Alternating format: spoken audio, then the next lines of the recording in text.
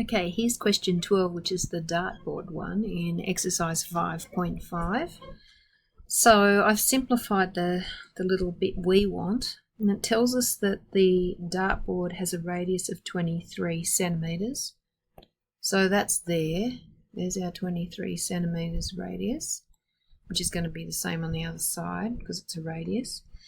The shaded area has a height of 7 millimetres. So that's it there.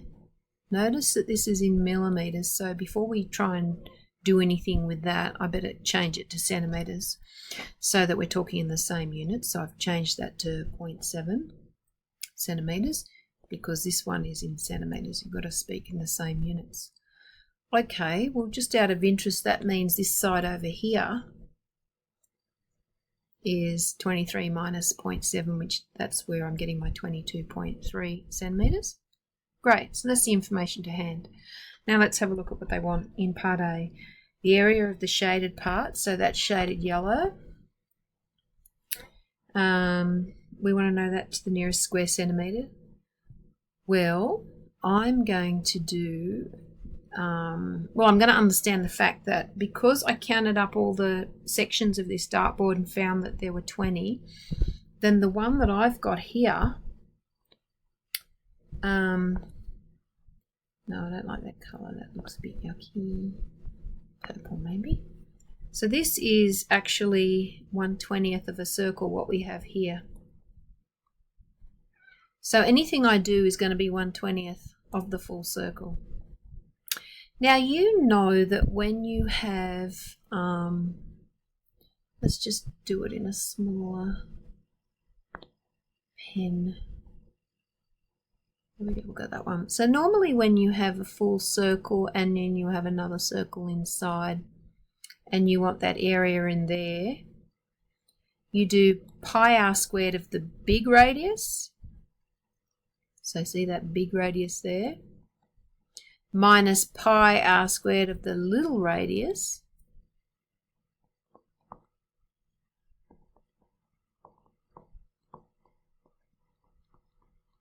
And that'd give you that shaded section there, which is not very neatly coloured in, but oh well. Okay.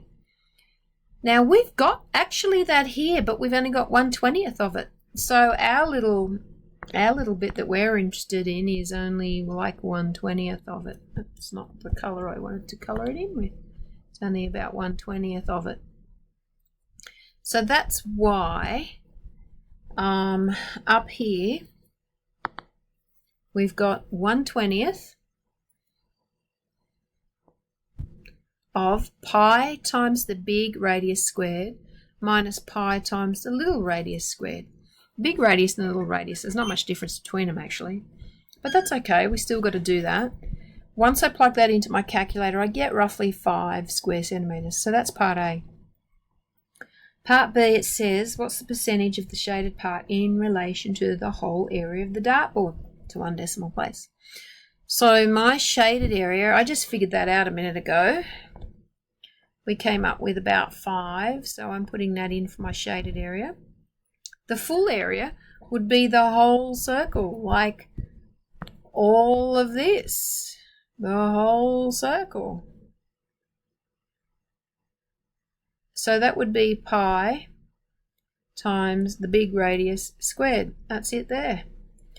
Now there I have it as a fraction, 5 over that. Now if I want a percentage, I times that by 100. When I put that in, I've got about 0.3%. Alright, so that's that. Part C, it says, what's the perimeter of the shaded area? Okay, so let's just go back to that shaded area. That's that one up here in the yellow. Alright, so I've drawn it a lot bigger. Remember that it's got 7 centimetres on its side length. So have I got that here? So that's a 7 centimetre bit there. Alright, and I've got an arc, a top arc and a bottom arc. So here's your top arc, which is going to be L1. And when we work out arcs, it's r times theta. Now, how do I get theta? Well, we said it was 1/20th of a full circle. Okay, so because it's 1/20 of a full circle, then my angle has to be 1/20 of a full circle. Full circle's 2 pi, 1/20 of that is pi on 10. So now I'm going to be using theta equals pi on 10 everywhere from here on. So theta equals pi on 10. So L1 is going to be r theta. Now its radius was the big one, which was 23 times theta, pi on 10. So I've written that as 2.3 pi, because 23 on 10 is 2.3. Okay, then I've got this lower arc there. So I'm going to use the smaller radius, which is 22.3. Not much smaller, but it's still smaller. And times it by theta, because after all we know that L equals r theta, so that's what we're using. And so 22.3 times pi on 10 gives me 2.23 pi. Fine, we've got those bits. And don't forget we've got these bits here if we're doing perimeter. So 2 lots of 7. That's why I've got the 2 lots of 7.